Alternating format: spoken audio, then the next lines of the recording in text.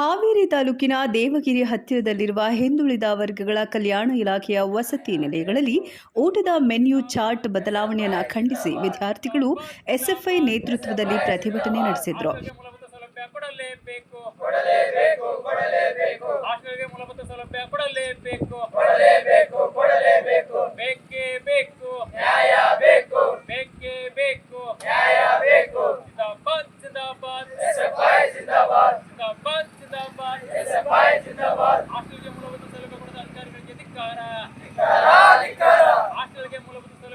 ಹಾಸ್ಟೆಲ್ನಲ್ಲಿ ವಿದ್ಯಾರ್ಥಿಗಳಿಗೆ ಮೂಲ ಸೌಲಭ್ಯ ನೀಡದೆ ವಾರ್ಡನ್ ವಂಚನೆ ಮಾಡ್ತಾ ಇದ್ದಾರೆ. ಉತ್ತಮ ಗುಣಮಟ್ಟದ ಆಹಾರ ಕೇಳಿದ್ರೆ ನೀಡ್ತಾ ಇಲ್ಲ.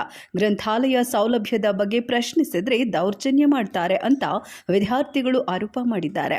ಯಾವುದೇ ಒಂದು ಬೇಕಾದ ಸ್ಟೂಡೆಂಟ್ ಫಸ್ಟ್ ಬಂದಾಗ ಕೊಡಬೇಕಾಗಿದ್ದಂಥ ಬೆಡ್ಶೀಟ್ ಕಿಟ್ ಯಾವುದು ಸರಿಯಾಗಿ ವಿದ್ಯಾರ್ಥಿಗಳಿಗೆ ತಲುಪಿಲ್ಲ. ಅಡುಗೆ ಸಹ ನೀಟಾಗಿ ಮಾಡಲ್ಲ. ಯಾವುದೇ ಮೆನು ಚಾರ್ಟ್ ಪ್ರತಿಯೊಂದು ಹಾಸ್ಟೆಲಲ್ಲೂ ಚೇಂಜ್ ಆಗಿದೆ, ಬಟ್ ಇಲ್ಲಿ ಮಾತ್ರ ಚೇಂಜ್ ಆಗಿಲ್ಲ.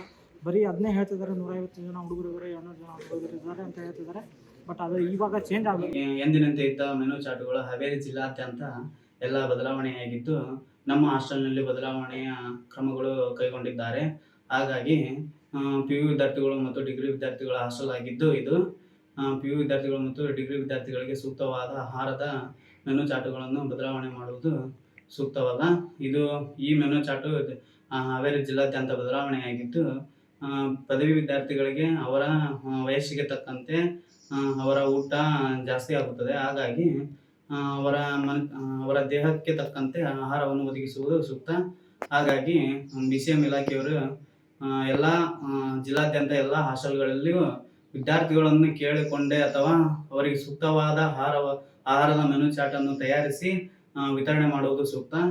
ಆಯುಕ್ತರ ಆದೇಶದ ಪ್ರಕಾರ ವಿದ್ಯಾರ್ಥಿಗಳಿಗೆ ಪೌಷ್ಟಿಕ ಆಹಾರ ದೊರಕುವಂತೆ ಆಯಾ ಸಮಯಕ್ಕೆ ತಕ್ಕಂತೆ ರೊಟ್ಟಿ, ಚಪಾತಿ, ತರಕಾರಿ ಪಲ್ಯಗಳು, ದೋಸೆ, ಇಡ್ಲಿ, ಅವಲಕ್ಕಿ, ವಾಂಗಿಬಾತ್, ಮೆಂತ್ಯಬಾತ್, ಆಲೂಬಾತ್, ಉಪ್ಪಿನಕಾಯಿ, ಚಹಾ, ಮೊಳಕೆ ಕಾಳು, ಸೊಪ್ಪಿನ ಸಾರು, ಮೊಟ್ಟೆ, ಬಾಳೆಹಣ್ಣು, egg fried rice, veg kurma, ಪ್ರತಿ ಬುಧವಾರ ಚಿಕನ್ ವಿತರಣೆ ಮಾಡಬೇಕು. ಆದರೆ ಇದ್ಯಾವುದನ್ನು ಮಾಡದೆ ಪ್ರತ್ಯೇಕವಾದ ಮೆನ್ಯೂ ಚಾರ್ಟ್ ಹಾಕಿದ್ದಾರೆ ಅಂತ ಎಸ್ಎಫ್ಐ ಜಿಲ್ಲಾಧ್ಯಕ್ಷ ಬಸವರಾಜ್ ಆರೋಪಿಸಿದ್ದಾರೆ. ಹಾವೇರಿ ಜಿಲ್ಲೆಯಲ್ಲಿ ಹಿಂದುಳಿದ ವರ್ಗಗಳ ಕಲ್ಯಾಣ ಇಲಾಖೆಯಲ್ಲಿ ಮಹಾನ್ ಭ್ರಷ್ಟಾಚಾರ ಮತ್ತು ಅನೇಕ ಮೂಲಭೂತ ಸೌಲಭ್ಯದಿಂದ ಸಾಕಷ್ಟು ಆರೋಪಗಳು ಕೇಳಿಬರ್ತವೆ. ಯಾಕಂತಂದರೆ ಕಳೆದ ಶೈಕ್ಷಣಿಕ ವರ್ಷ ಮುಗಿತಾ ಬಂದು ಈಗ ಇವತ್ತು ಎಲ್ಲ ವಿದ್ಯಾರ್ಥಿಗಳು ಡಿಗ್ರಿ, ಇಂಜಿನಿಯರಿಂಗು ಮತ್ತು ಅನೇಕ ವಿಭಾಗದ ವಿದ್ಯಾರ್ಥಿಗಳ ಪರೀಕ್ಷೆ ಸಮಯ ಬಂದರೆ ಇಂಥ ಸಮಯದಲ್ಲಿ ಇವತ್ತು ಹಾಸ್ಟೆಲಲ್ಲಿ ಸರಿಯಾದ ಉತ್ತಮ ಗುಣಮಟ್ಟದ ಆಹಾರ ನೀಡಬೇಕು ಮತ್ತು ಅನೇಕ ಮೂಲಭೂತ ಸೌಲಭ್ಯ ಕೊಡಬೇಕಂತೇಳಿ SFI ವಿದ್ಯಾರ್ಥಿ ಸಂಘಟನೆ ಅನೇಕ ಬಾರಿ ಮನವಿ ಪತ್ರ ಕೊಟ್ಟಿದೆ. ಆ ಮನವಿ ಪತ್ರ ಭಾಗವಾಗಿ ಅಧಿಕಾರಿಗಳು ಸರಿಯಾಗಿ ಕೆಲಸ ಮಾಡ್ತಾ ಇಲ್ಲ.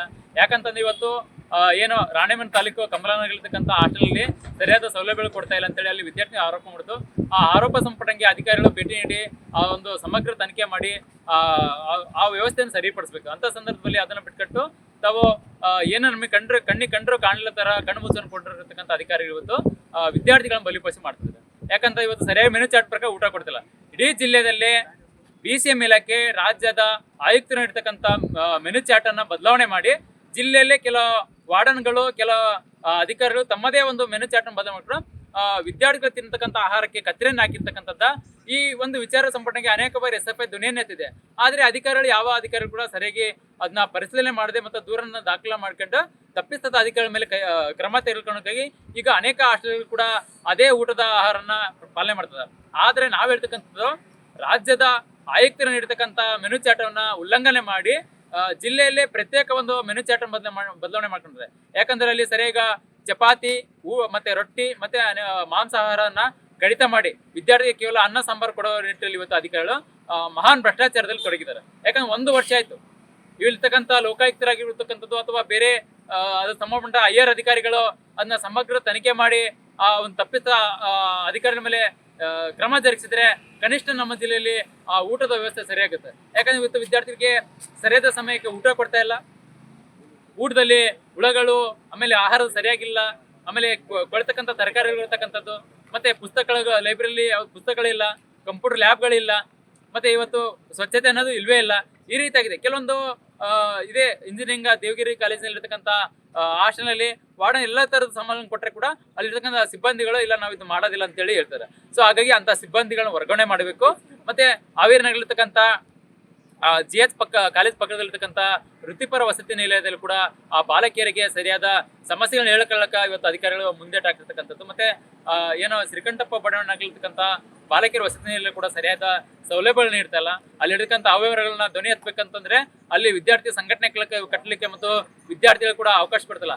ಕಾರಣ ಅವೆಲ್ಲ ಅವಕಾಶ ಕೊಡ್ಲಿಕ್ಕೆ ಕಾರಣ ಇರ್ತಕ್ಕಂಥ ಇಷ್ಟೇ, ಅಲ್ಲೇನಾದ್ರು ವಿದ್ಯಾರ್ಥಿಗಳು ಸಂಘಟಿತಲ್ಲ ಆದ್ರೆ ಅಲ್ಲೇನಾದ್ರು ಅಲ್ಲಿ ಸಮಸ್ಯೆಗಳನ್ನ ಹೇಳ್ಕೊಂಡ್ರೆ ಅಧಿಕಾರಿಗಳ ತಲೆಗೆ ಬರುತ್ತೆ ಅನ್ನೋ ಒಂದು ಇದ್ಕೊಂಡು ಅಲ್ಲಿ ಸಂಘಟನೆ ಮಾಡ್ಲಿಕ್ಕೆ ಅದು ಅಥವಾ ವಿದ್ಯಾರ್ಥಿಗಳನ್ನ ಸಮಸ್ಯೆಗಳು ಹೇಳ್ಕೊಳ್ಳುತ್ತೆ. ಹಾಗಾಗಿ ಮಾನ್ಯ ಜಿಲ್ಲಾ ಪಂಚಾಯತ್ ಕಾರ್ಯ ಮುಖ್ಯ ಅಧಿಕಾರಿಗಳಿರ್ತಕ್ಕಂಥ ರುಚಿ ಬಿಂದಾಲ್ ಮೇಡಮ್ ಅವರು ಗುಪ್ತವಾಗಿ ಆ ಒಂದು ಹಾಸ್ಟೆಲ್ಗಳಿಗೆ ಭೇಟಿ ನೀಡಬೇಕು. ಅಲ್ಲಿ ಭೇಟಿ ನೀಡಿ ಅಲ್ಲಿ ಸಂಪಟ್ಟಂತ ಆ ವ್ಯವಸ್ಥೆಯನ್ನ ದೂರು ದಾಖಲೆ ಮಾಡ್ಕೊಂಡು ಸಮಗ್ರ ತನಿಖೆ ನಡೆಸಿ ಇವತ್ತು ವ್ಯವಸ್ಥೆಯನ್ನು ಸರಿಪಡಿಸುವಂತ ಈ ಮೂಲಕ ಒತ್ತಾಯ ಮಾಡ್ತಾರೆ.